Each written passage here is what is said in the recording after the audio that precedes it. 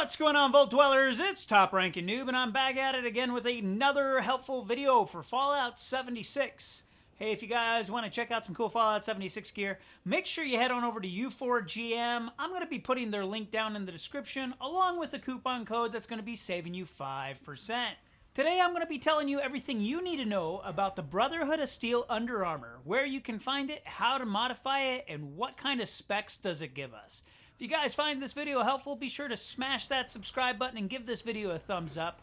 With all that being said, let's get started. So the first thing you're going to need is an actual Under Armor for the Brotherhood of Steel.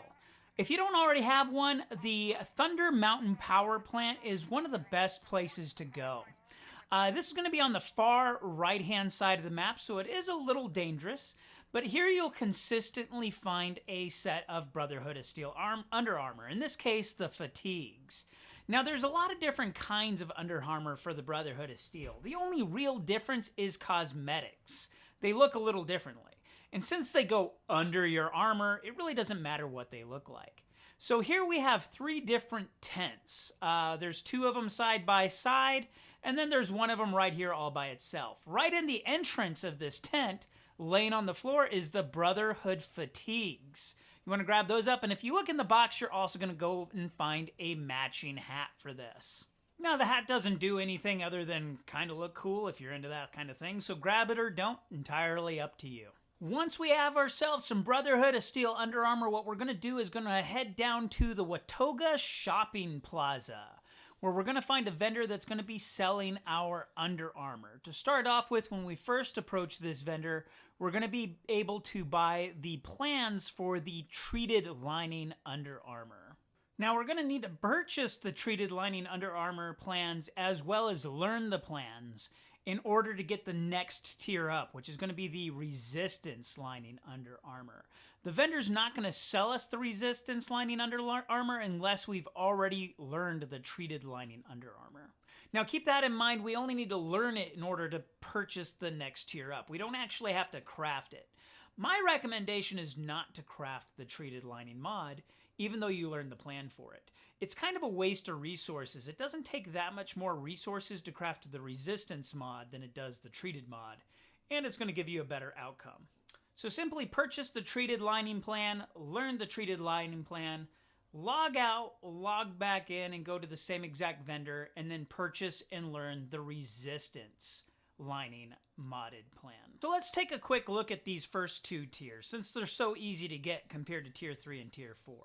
Going to a armor crafting station, we're going to mod and look at the Treated. We're going to get plus 6 damage resistance, 4 energy resistance, 2 radiation resistance, and of course, most interestingly, plus 1 strength and plus 1 endurance. Versus the Resistance Lining, that's going to give us plus 1 strength and plus 2 endurance, along with 8 damage resistance, 6 energy resistance, and 3 radiation resistance. So that's all good and great, but I mean, come on, who really wants Tier 2 armor mods when you can have Tier 3, or of course the most desired Tier 4, which is going to be our Shielded Lining? Well, let's start off by looking at the third tier. The third tier is actually pretty straightforward to get, but it does require progressing through the story. There's actually 2 different ways to get the Tier 3, which is the Protective Lining. My recommendation is to just progress through the story. If you complete the Brotherhood of Steel story quest, you're going to be rewarded with the ability to craft the Protective Lining, which is going to be the third tier. Now, right now, if you go on YouTube, you can search for the Brotherhood of Steel storyline. It's going to walk you through the whole process. For that reason, I'm not going to be putting down a video for that unless you guys truly want me to for whatever reason. If that's the case, let me know down in the comments, and I'll throw a video together on progressing through that storyline. But right now, you can find that on YouTube with no problem. Now, I did mention a second way to get the third tier, the Protective Lining. It's kind of a waste in my opinion, but to each their own. The second way is to turn in technical data for a mission known as Forbidden Knowledge. I find this a bit wasteful because this is actually the only way to get the 4th tier lining, which is the Shield Lining. So by turning in technical data to get the 3rd lining, the Protective Lining, it's a waste of technical data in my opinion, but I'm a firm believer of to each their own. So get that Protective Lining any way you choose. But since we're on the topic, let's go ahead and talk about forbidden knowledge and technical data in a little bit more detail. So forbidden knowledge is a mission that you will get as you start to progress through the Brotherhood of Steel, a storyline quest. So either way, you're at least going to have to go through a partial amount of the storyline in order to get that protective lining, either direction you choose. But what you're going to need is to get technical data. I'm here at the White Springs bunker. This is a great place to loot technical data. It's not the only place, but it's a pretty consistent place to find it.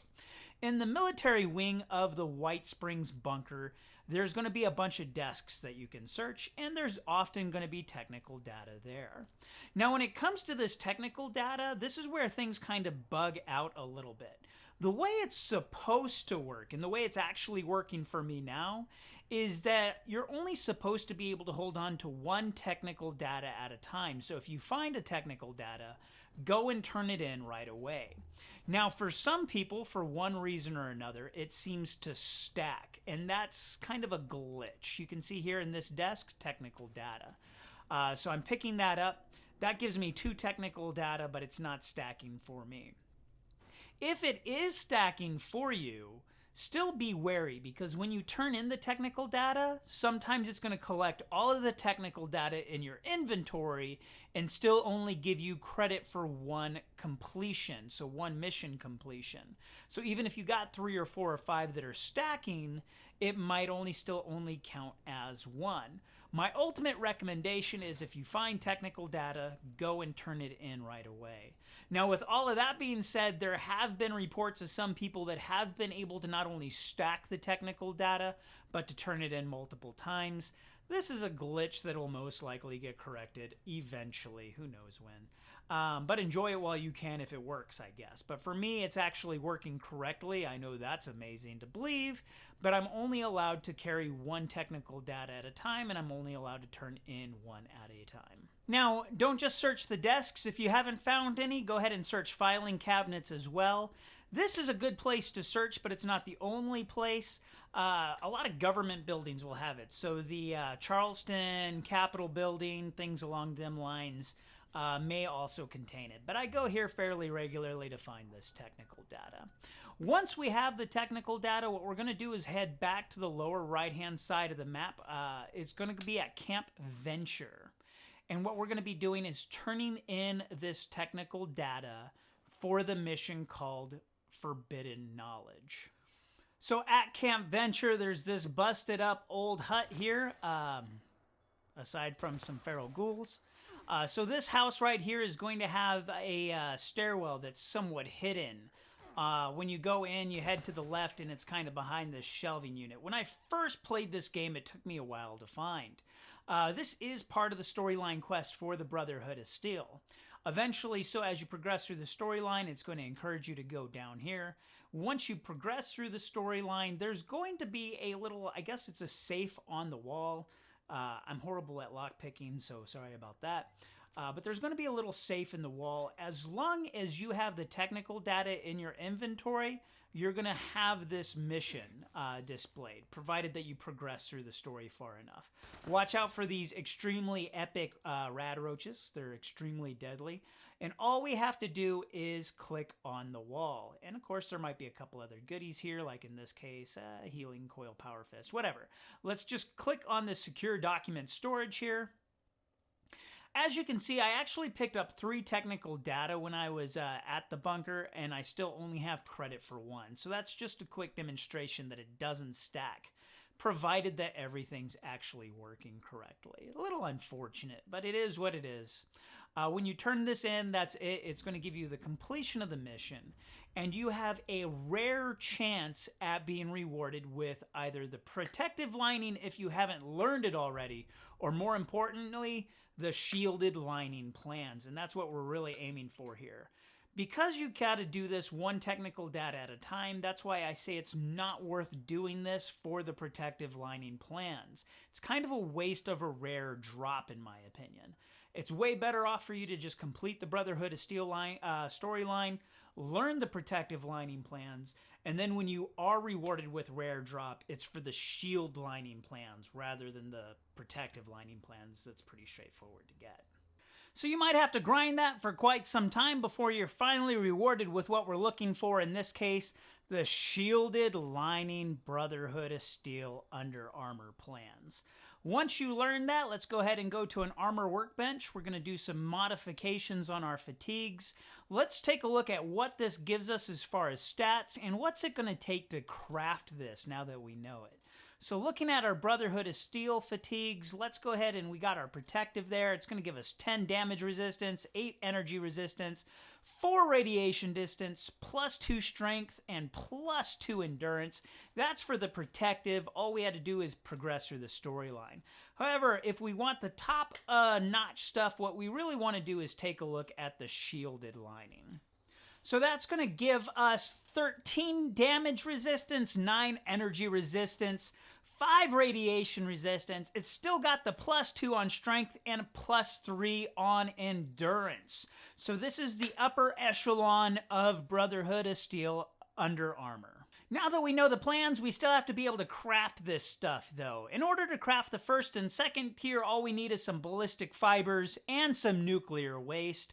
In order to craft tier 3 or 4, which is going to be that shielded lining that we all got our eyes on, we're also going to need to add some pure violet flux or stable violet flux to the mix as well.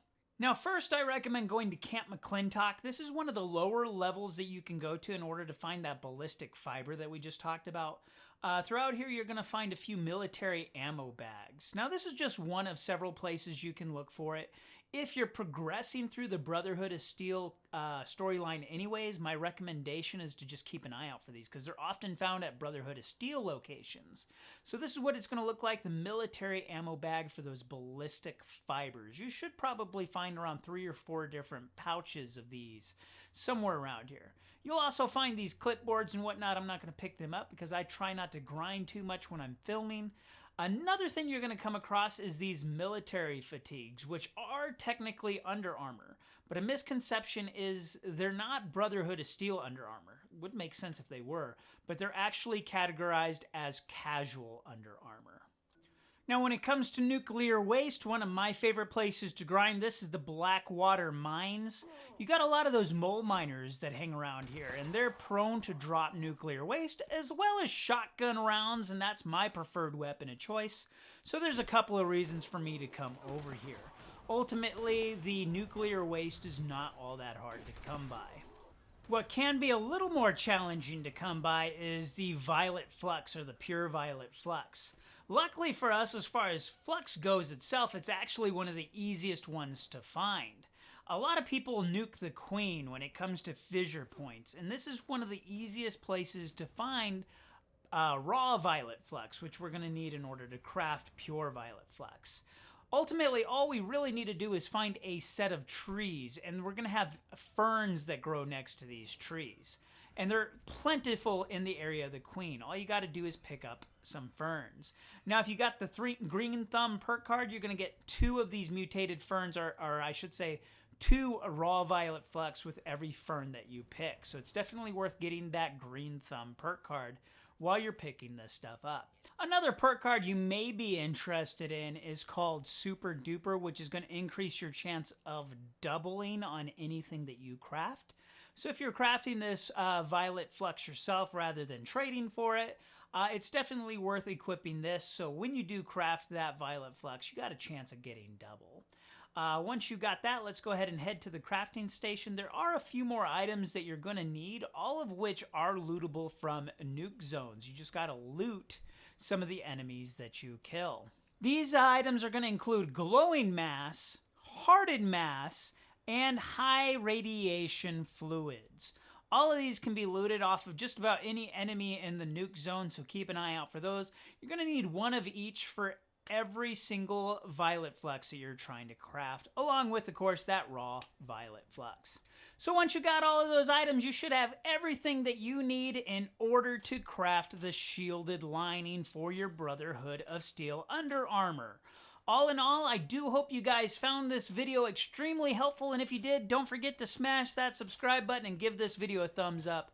I appreciate you guys watching, and we'll see you all next time.